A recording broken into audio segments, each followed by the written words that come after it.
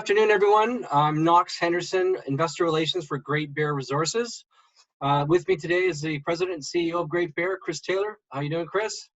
Doing great, Knox. Very busy day, I can Yes, say. no doubt that we obviously had some very exciting news, and I don't want to steal your thunder, so I'll let you go ahead and explain it to everybody what it's all about.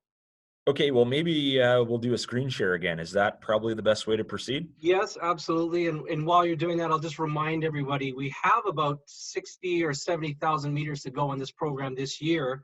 We've done about 100 of 300 whole program. So there's still lots of drilling to go. We still have the rigs going, and now this is up. So you go ahead. All right, yeah, good reminder, Knox. There's a lot going on here, so we'll go through this pretty quickly. And I figured out how to doodle on presentations, so I'm going to do that here in a second as well. But most people will remember this image, which I'm just going to put in full screen mode in front of everybody. So this is the 3D seismic section of our project and the big faults in the area. One of which on the right has the Red Lake Mine Complex running parallel to it. The other one is our Dixie project here. So that's about a 22-kilometer intersection of the fault trace with our property, covering all the greenstone belt in our area. The rest of it adjacent is largely granite further along strike.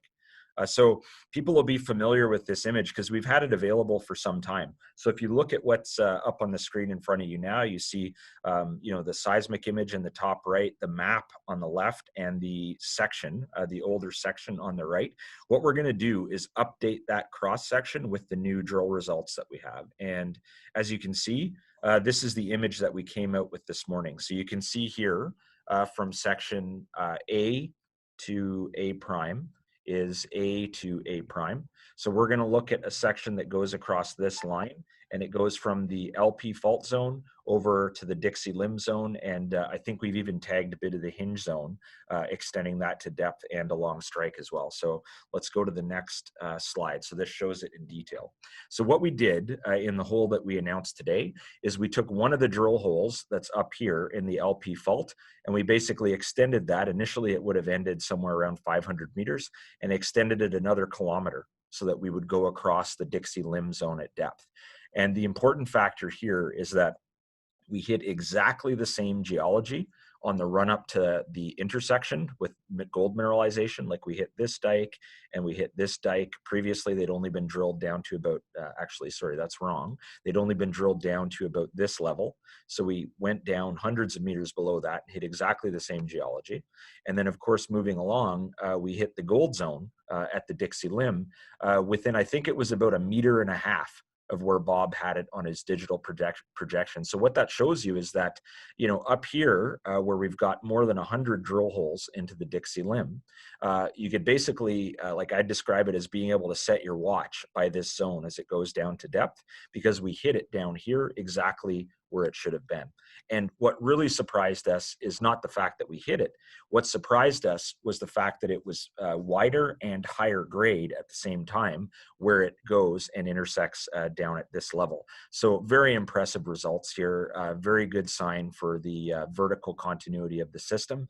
And that's something I think we're going to be doing more drilling with in the future, because obviously in the future with the Dixie limb zone, we're going to do more of these LP fault zone holes can be extended, and they can hit this at various portions down dip and along strike.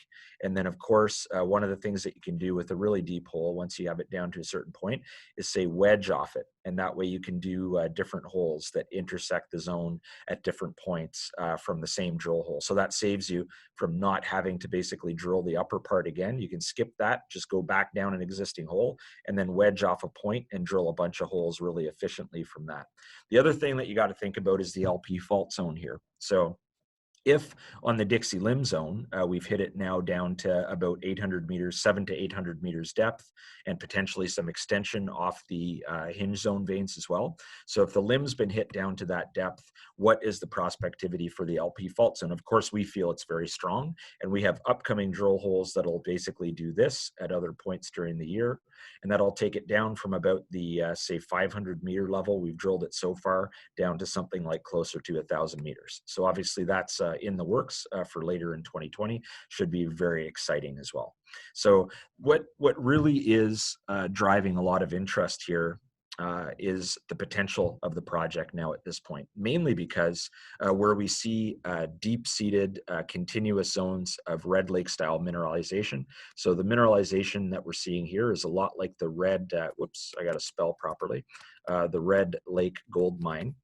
Which everybody knows basically began, the high grade zone discovery began roughly, the highest grades began about 1,200 meters vertical depth. So if we tick that off, here's 300 meters, 600 meters, 900 meters, 1,200 meters. So at around this point of depth from surface, you would have had the beginning of the high grade mineralization, which is Rob McEwen's famous discovery at the Red Lake Gold Mine. And at the high grade zone, there's basically nothing above approximately this level going to surface. So, you know, with the high grade zone discovery at the Red Lake Gold Mine, now operated by Evolution, above that high grade zone, none of this would be here, which is quite interesting. Of course, other zones on the mine do go right to surface. We know about those, but that famous high grade zone really comes into its own below roughly about 1,200 meters depth. So you got to think, we've got consistent mineralization in this Dixie Limb zone. Now we're seeing that at least in this point, it has increased with grade and thickness at depth. And we have a target from Red Lake standards, which is barely sort of scratching the surface. So it's a very exciting discovery for us that way. The other thing to think about is how all these things might come together. And I'll just draw a little bit of a sketch. So on the big sense, if you had the LP fault running along and going to surface something like this over time, I think what we're witnessing here is effectively the basal big fault zone. And I think we have these basically subvertical branches that are coming up above it. And this is something like if that's surface here, and there's obviously a big granitic pluton over here where it's post-tectonic and you're not going to get the fault preserved. What we're looking at here are very likely going to merge, you know, as we go down to depth. And that's something that we have to prove with drilling. I don't know if we're ever going to be able to drill down to the incredible depths that you could potentially follow this to, but certainly the pattern that we're seeing appears to be a number of splays off the same mineralized system. So that's very exciting because what we're looking at again is the analog to the Red Lake Gold Mine.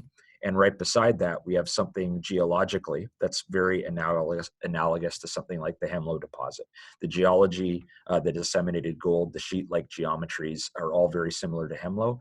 Obviously, having these two types of things right beside each other on the same project is something that the market, even the company, did not expect when we got involved here. So being able to prove this with hundreds of drill holes this year is really this is the thesis with Great Bear. We have another 200 drill holes to complete during 2020.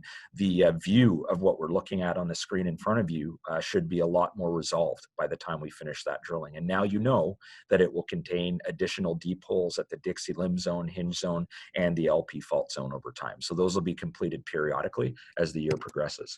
And just to not put too fine of a point on it, but if you look at the next image, this is a long section of the Dixie Limb zone that we just hit. So the section goes from here to here in that orientation. I can't draw a straight line because I'm drawing on a vertical screen here, but you can see there's really strong suggestions of continuous plunges that you get looking at something like the Dixie Limb. This hole was not on any of those plunges.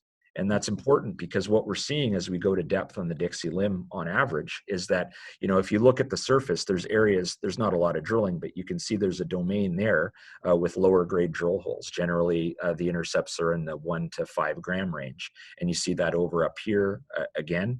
And then what you see is you get below a certain depth and a lot more of these red dots are coming in. So what we're quite curious about now is as we begin to do more drill holes intersecting this over time, what the distribution of the high grade is going to be, and obviously what's in this big intervening area now between the previous deepest hole and the newest one that we have online. It's looking very good. And if that thesis is correct off of generally what we see on the project is increasing grades and widths with increasing depth, obviously this is, increases results like we put out today, dramatically increase the prospectivity of a target like this. It was already looking good because it had such good continuity. Now being able to see the extra grade and width is really exciting. And that's pretty much it, Knox. So, if anybody has any more questions, they can give you a call. Absolutely. fire us an email. But you know, right now, looking very good. Yeah, thanks, Chris. I mean, everybody's going to be looking forward to more of that drilling at depth, and certainly as we're filling out the LP fault, I mean, 5 kilometers strike so far, and infilling more and more, and we keep hitting the gold. So that's fantastic for our exploration team. So thanks, everybody. And if you have any questions, give me a call at 604-551-2360 or email info@greatbearresources.ca. Thank you very much and have a great afternoon.